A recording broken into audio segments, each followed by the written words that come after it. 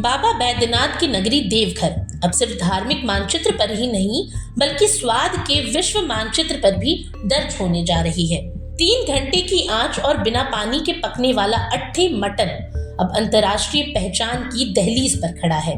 दरअसल देवघर का अट्ठे मटन कोई साधारण मटन डिश नहीं है, बल्कि ये स्वाद, तकनीक और परंपरा, इन तीनों का अनोखा संगम है। इसमें न पानी डाला जाता है, न प्याज लहसुन की मिलावट होती है। 3 घंटे तक बिना पानी के शुद्ध घी के साथ धीमी आंच पर पकने वाले इस मटन का अलग ही स्वाद होता है। ऐसे में झारखंड सरकार और नाबार्ड के प्रयासों से अब अट्ठे मटन को GI टैग दिलाने की प्रक्रिया लगभग पूरी हो चुकी है। GI टैग मिलने के साथ ही अट्ठे मटन एक ग्लोबल ब्रांड के रूप में अपनी पहचान बनाएगा। हालांकि झारखंड राज्य गठन के बाद अब तक सिर्फ सोहराई पेंटिंग को ही GI टैग मिला था। ऐसे में अट्ठे मटन समेत अन्य उत्पादों का इस सूची में शामिल होना राज्य की सांस्कृतिक और आर्थिक विरासत के लिए बड़ी उपलब्धि मानी जा रही है। तो चलिए सबसे पहले आपको बताते हैं कि GI टैग होता क्या है। दरअसल GI टैग यानी भौगोलिक सांकेतक किसी भी क्षेत्र के उस खास उत्पाद को मिलता है जो अपनी विशिष्टता, गुणवत्ता और परंपरा के कारण अलग पहचान रखता है। ये टैग सिर्फ एक मुहर नहीं होती, बल्कि उस इलाके की पहचान, मेहनत और इतिहास की स्वीकृति होती है। 1999 में बने कानून और 2003 में लागू हुए इस अधिनियम के तहत भारत में ये व्यवस्था शुरू हुई ताकि स्थानीय उत्पादों को अंतर्राष्ट्रीय मंच पर पहचान मिल सके और नकली उत्पादों पर रोक लगाई जा सके।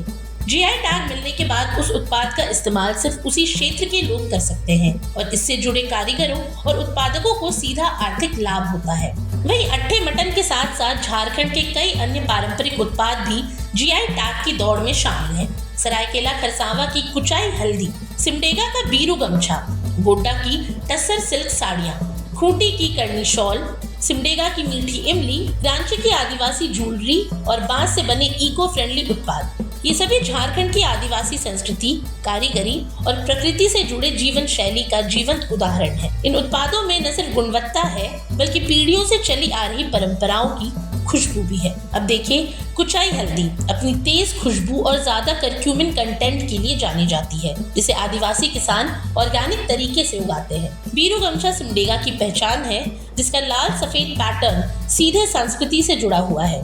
टस्सर सिल्क साड़ियाँ और कुचाई सिल्क आदिवासी महिलाओं की मेहनत और हुनर की कहानियां कहती है। वहीं मीठी इमली आदिवासी महिलाओं को आत्मनिर्भर बनाने में अहम भूमिका निभा रही है।